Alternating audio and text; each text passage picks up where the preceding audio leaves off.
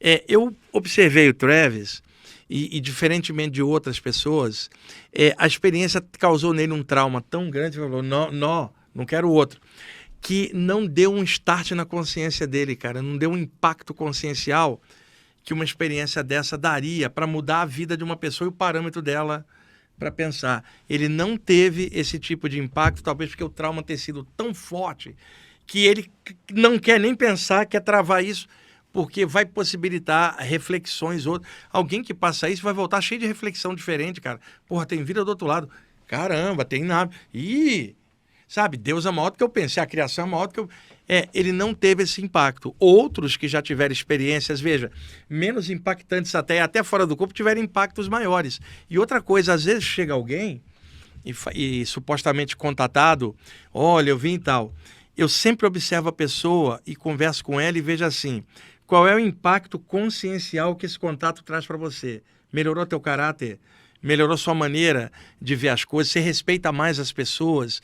Respeita mais a diferença? Aí eu olho que a pessoa às vezes não tem esse impacto, eu falo, esse teu contato não é tão fantástico quanto você imagina, não causou transformação nem em você. Eu sempre optei por essa abordagem mais consciencial, não estou julgando, eu estou avaliando a repercussão de uma experiência em alguém que está falando de coisas e ao mesmo tempo não está à altura daquilo. Então observa, fulano ou fulana contatado, mas continua com medo e um monte de tranqueira de um monte de picuinha da cabeça dela. Fala, o contato não serviu para transformar você, como é que você quer passar uma mensagem para transformar os outros? Se não mudou nem você agora. Tem outras pessoas que mudaram completamente de vida e de maneira de ver, não só nisso, mas numa EQM, numa saída do corpo. Agora, observa ali, quantos impactos a gente tem aqui na vida que fazem a gente refletir e às vezes mudar parâmetros. Veja, a morte de um ente querido, por contrapartida, a chegada de um filho, veja, um divórcio, por exemplo, complicado, sabe? São coisas que causam repercussão e forçam você a olhar a vida. Uma experiência dessa tem que causar alguma repercussão, a não ser no caso dele com um trauma desse porte. Porque vamos pegar um caso aqui que a gente tem aqui próximo, que seria a Mônica de Medeiros, por exemplo. Ela é uma contatada que a vida dela mudou completamente e hoje ela é uma transformadora de vidas também. Né? Ela se tornou um farol de luz, iluminação, de despertar. O Travis, ele não segue essa linha, não é? Ele segue o que ele faz? Basicamente, ele roda o mundo contando a história, mas de um ponto de vista literário. Foi isso que aconteceu. Sim. E tal. Ele não é. O Travis, ele não tem um caráter de transformação espiritual. Então, exatamente. O igual, trauma por exemplo, foi... espiritualistas como você, como a Mônica de Medeiros. O trauma foi muito grande para ele, né? E a validade do relato dele não é nesse nível consciencial que a gente está falando.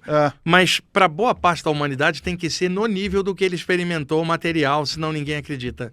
Quer dizer, não são pessoas que estão buscando em si um estudo daquilo. São pessoas que falam, peraí, e isso serve para acordá-las para outras coisas. Então é necessário um relato desse também para mostrar para as pessoas essas possibilidades. Agora, para a gente que mexe com o nível espiritual em alguma área ou consciencial, você vai buscar essa referência, que não é a média. A média seria, qual era a cor da nave? Que tipo de fuselagem? Veio de onde? Veja, qual é, por exemplo, uma pergunta que vale 1 milhão. Assim, suponha que ele é um ET, desceu aqui, está de frente comigo e fala assim, pergunta o que você quiser. Eu viraria para ele e falar assim, olha, eu só tenho uma pergunta. Eu teria 1 milhão de perguntas, mas tem uma que é crucial para mim, que não é da onde você veio ou o tipo de nave. Você me parece alguém sereno, tranquilo, em paz consigo mesmo. Me diga uma coisa, lá no teu planeta, o teu grupo, teus semelhantes, como é que vocês descobriram como equilibrar as emoções? É a pergunta que vale 1 trilhão. Ninguém quer fazer essa. Está preocupado se veio das Pleiades, de Arturos, ou se tem a fuselagem da nave. Uma pergunta que mude uma existência, tipo, como é que vocês equilibraram a emoção para estar felizes assim? Ensina para nós, pelo amor de Deus. Sim. Aí ele vai falar, mas você não quer conhecer a fuselagem? Eu vou falar, eu com as emoções equilibradas, eu vou desenvolver muito mais, vou chegar no teu estágio. Então, o grande lance aqui nosso é como trabalhar as emoções, não é reprimir. como trabalhar as emoções e transformar em coisas melhores. Tipo assim, picuinha, ciúminho, transformar em amor, alegria, ética, e isso tudo alicerçado no conhecimento somado, cara. E com alegria.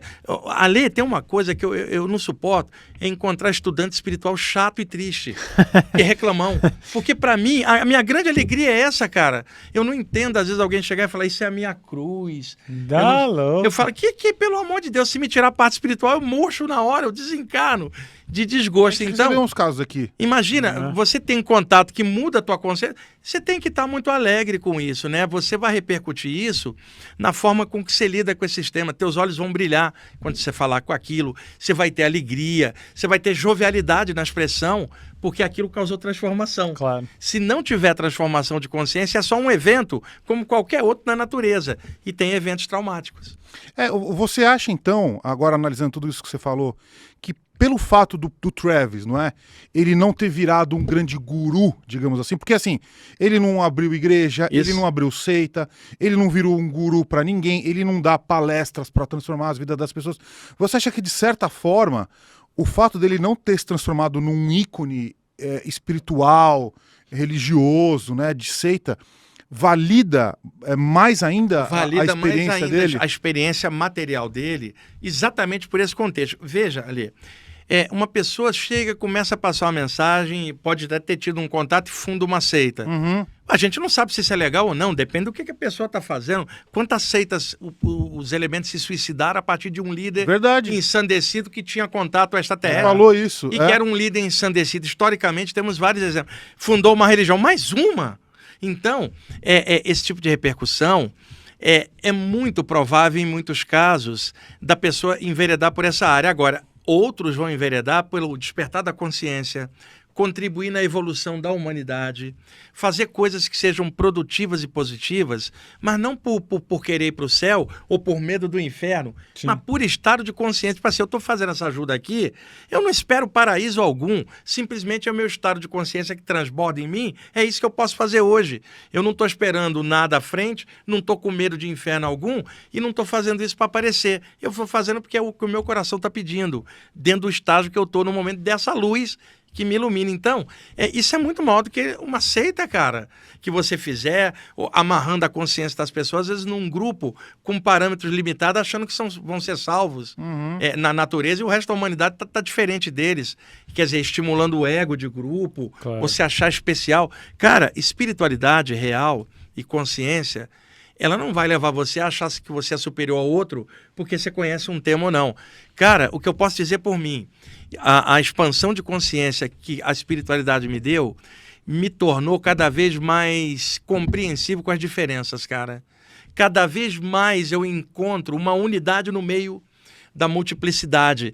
E aí eu começo a perceber o mesmo todo em tudo, mesmo que ninguém note isso, pode estar dentro da formiga, dentro do céu, a visão ela muda um pouco, ela fica mais compreensiva. E outra, você percebe que seu tempo na Terra não é só um tempo de descer, encarnar e um dia morrer.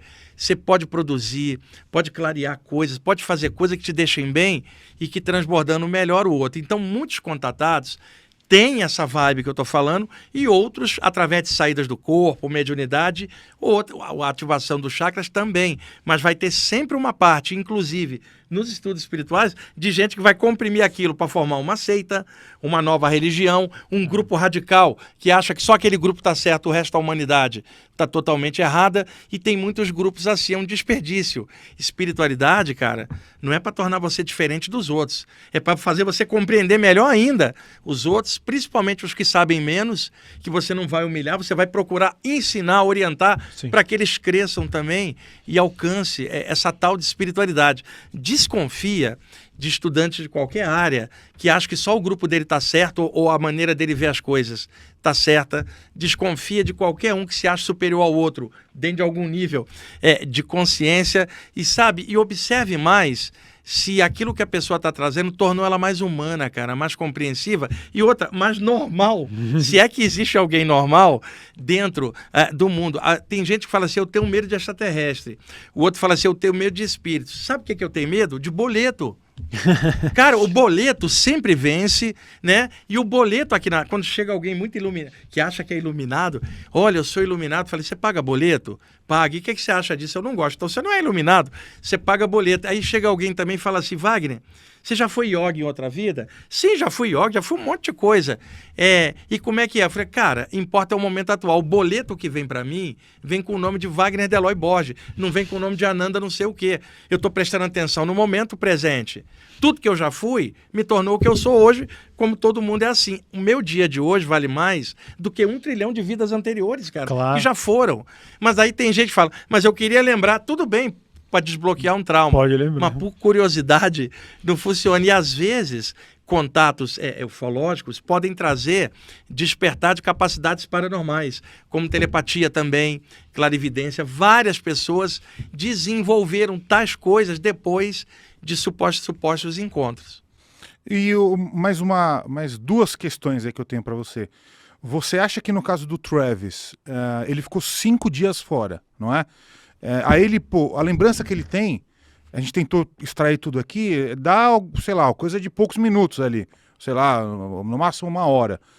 Você acha que talvez dentro dele tenha guardada alguma informação muito relevante, muito poderosa, e que ainda está, digamos, trancada ali, e que uma hora, pof, vai sair alguma coisa? Eu não sei se vai sair, ele já está com 70 anos, e o bloqueio que ele criou é tão forte que pode não permitir. Talvez uma hipnose regressiva pudesse trazer isso à luz. Deixa eu dar um exemplo.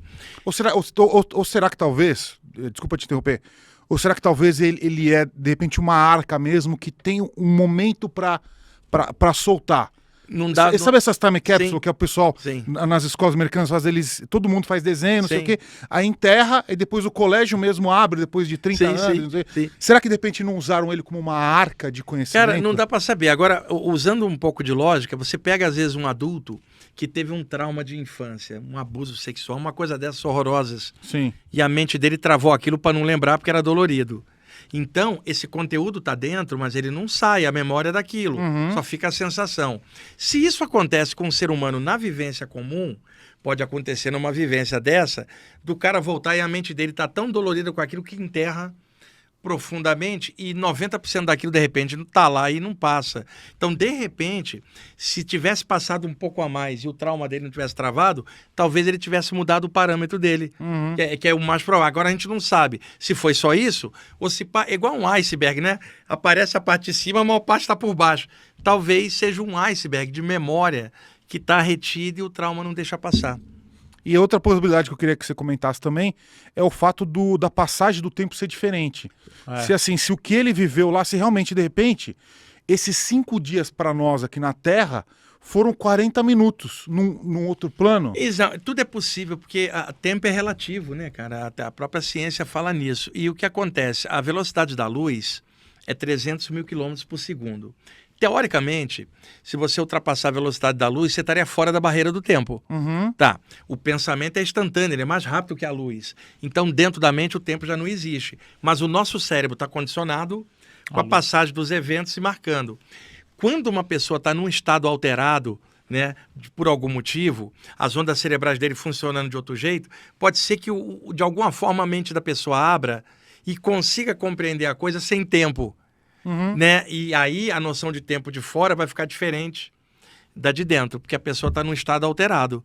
Então, isso é uma das hipóteses. Tudo que você falou pode estar certo. Como pode ter passado 5 dias mesmo e ele passou a maior parte do tempo inconsciente lá numa maca? Não tem como a gente saber. Agora, tempo é a coisa mais relativa que tem. Tinha um professor de física quântica que ia explicar para a turma que tempo não existe. Aí ele falou assim, a aula começa às 8. E vai acabar às 10. Eu vou levar 2 horas para explicar que o tempo não existe. Não se atrase. Veja, o tempo inteiro dizendo que o tempo não existe, usando medida de tempo, que é a forma que a gente tem para entender as coisas. Eu me lembro, na parte yogi, os relatos de samadhis, expansões da consciência, os mestres yogis falavam que o tempo também desaparecia para eles. Eles não sabiam quanto tempo tinha levado. Às vezes tinha levado o Ramakrishna, que era um grande yogi do século XIX, estava 3 dias nesse estado de samadhi. Quando ele voltava, Ele falava assim, eu só posso ficar aqui um pouquinho de tempo. Quanto tempo passou? E entrava em outro, ficava mais 3 dias. Mas na mente dele não eram 3 dias. Uhum. Então, a noção de tempo, ela pode ser diferente na mente. E outra, quando há um trauma, ou uma coisa que a mente fica vivenciando de novo, a pessoa fica no chamado looping, girando em torno. Pode observar, toda pessoa que está num looping perde a noção de tempo. Porque ela fica num looping que a realidade é só aquela que ela tem. Isso é muito comum. Aí eu falo como médium, no caso de espíritos encarnados apegados em looping. Eles não percebem a outra realidade, não percebem noção de tempo. Por isso que aparecem os espíritos plasmados com roupa antiga, cara. Pô, põe um look novo. Pô, você tá em outra época, mas o cara não percebe e ainda acha que tá dentro daquela faixa de tempo. Então, tempo é a coisa mais difícil para alguém da Terra tentar entender, porque já se sabe que é relativo, mas é claro, em outras condições pode ser mais relativo ainda.